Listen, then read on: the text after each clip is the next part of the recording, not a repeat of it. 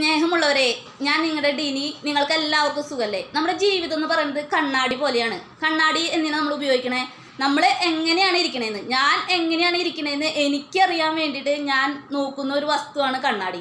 ആ കണ്ണാടിയിൽ നോക്കി കഴിഞ്ഞാൽ ഞാൻ എങ്ങനെയാണെന്ന് എനിക്ക് കാണാൻ പറ്റും. നാം കണ്ണാടിയിൽ നോക്കി ചിരിക്കുകയാണെങ്കിൽ ഞാൻ ചിരിക്കണത് എങ്ങനെയാണെന്ന് അറിയാൻ പറ്റും. അല്ലെങ്കിൽ ഞാൻ കണ്ണാടി നോക്കി ദേഷ്യപ്പെട്ട ഞാൻ കണ്ണാടി നോക്കി ദേഷ്യപ്പെടുന്നത് എങ്ങനെയാണെന്ന് അറിയാൻ പറ്റും.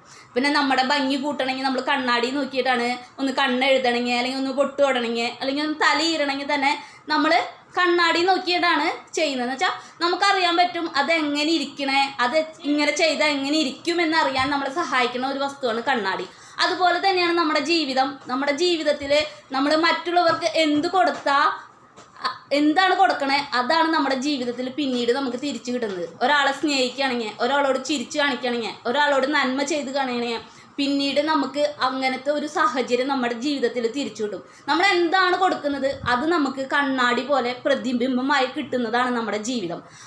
അത് മനസ്സിലാക്കി എല്ലാവരോടും സ്നേഹത്തോടെയും ക്ഷമയോടെയും എല്ലാവരെയും സ്നേഹിച്ച് ജീവിക്കാൻ ദൈവം നിങ്ങളെല്ലാവരെയും സഹായിക്കട്ടെ.